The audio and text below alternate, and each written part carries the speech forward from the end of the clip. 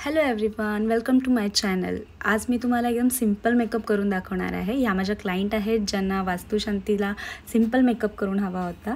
चला तर मग मी स्टार्ट करते. फर्स्ट मी इथे त्यांचा फेस पूर्ण वाईपनी क्लीन करून घेतला आणि व्यवस्थित क्लीन केला. आणि देन आता त्यांची खूप ड्राय होती स्किन, त्यामुळे मी जो मॉइश्चरायझर आहे तो मी क्रीमवाला वापरला आहे इथे आणि व्यवस्थित पूर्ण स्किनमध्ये ॲब्झॉर्ब करून घेतलं त्या मॉइश्चरायझरला. या व्हिडिओमध्ये मी तुम्हाला कोणते प्रोडक्ट वापरले आहे सध्या मी याचं तुम्हाला नावं सांगत नाही आहे. तुम्ही इथे टेक्निक बघू शकता कशा पद्धतीने मी करते, जेणेकरून तुम्हाला सिंपल आणि क्विक मेकअप करता येईल.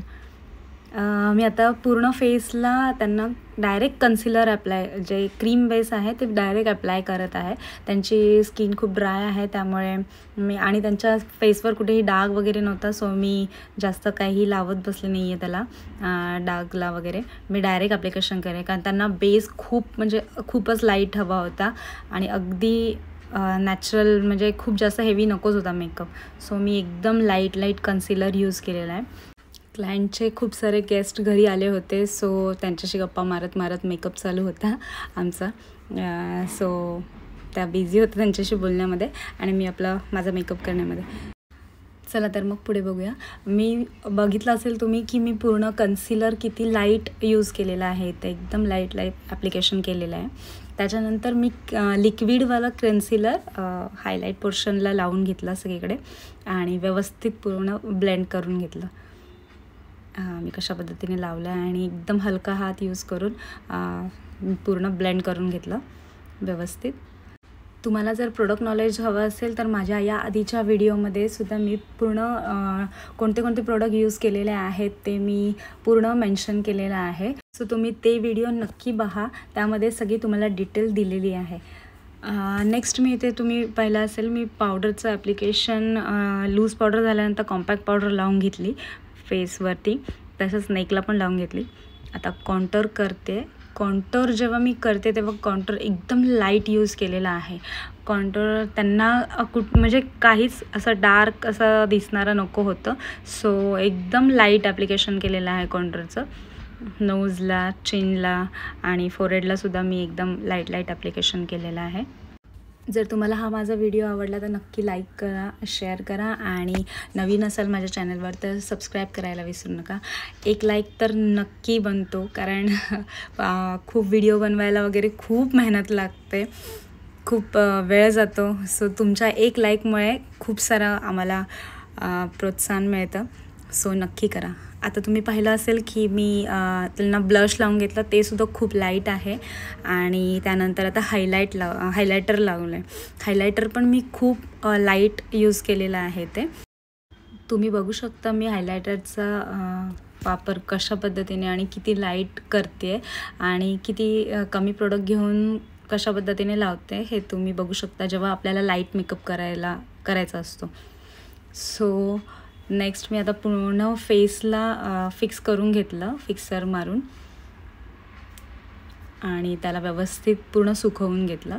आता मी आयब्रो फिल करते. आयब्रो फिल करताना व्हिडिओ जो आहे, जर तुम्हाला बघायचा असेल तर या आधीच्या व्हिडिओमध्ये पण मी आयब्रो फिल करताना 2-3 व्हिडिओ जे आहेत ते व्यवस्थित डिटेलमध्ये तुम्हाला सांगितलं आहे. मी खूप मोठा होईल व्हिडिओ म्हणून मी इथे सांगितलं नाही आहे. तुम्हाला पाहायचं जर असेल तर मी डिस्क्रिप्शन बॉक्समध्ये त्याची डिटेल देते तुम्हाला. नेक्स्ट मी इथे पूर्ण दोन्ही आईजला कन्सिलर लावून घेतलं, ब्लेंड करून घेतलं छोट्या ब्लेंडरने. आणि त्यांना जो आय मेकअप होता तो खूप लाईट करायचा होता आणि साडीही त्यांची एकदम सिम्पल होती, सो मी त्या अकॉर्डिंग एकदम ब्राऊन कलर जो घेतला आहे, पण एकदम स्किनच्या अकॉर्डिंग एकदम लाईट शेड आहे तो, सो तो ब्राऊन कलर मी यूज केला. आणि आयब्रोच्या खाली पण व्हाईट कलरचं जे शिमर आहे ते लावून घेतलं आणि एकदम लाईट ब्राऊन कलर घेतला. आणि क्लायंटच्या रिक्वायरमेंटप्रमाणे मी खूप लाईट शेड यूज केलेला आहे इथे.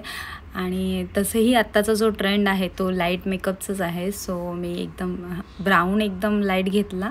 आणि ब्लेंडिंग व्यवस्थित मेन महत्त्वाची आहे. तुम्ही ब्लेंडिंग नेहमी मी सांगत असते की ब्लेंडिंग व्यवस्थित करत जा, कारण तुमचं जर ब्लेंडिंग व्यवस्थित नसेल तर तुमचा आय मेकअप नंतर काही वेळानंतर जेव्हा स्वेटिंग होतं तेव्हा पॅची होऊ शकतो, म्हणजे क्रीज लाईन येऊ शकते, मध्येच लाईन पडू शकते.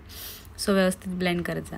आता मी क्लायंटच्या साडीमध्ये एक सिल्वर कलरची मध्ये लाईनची शेड होती, सो मी तिथे असं सिल्वर कलरचं एक शिमर घेऊन मध्ये आयबॉलला फक्त लावून घेतलं. आता मी त्यांना काजळ लावून घेते दोन्ही यांना.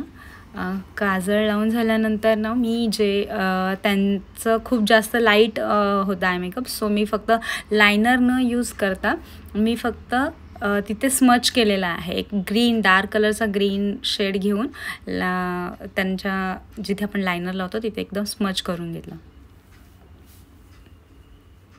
एक लायनर सर्कल्स स्मच करून घेतलं आणि सेम तोच कलर डार्क ग्रीन कलर घेऊन मी अंडर आईजच्या खालीसुद्धा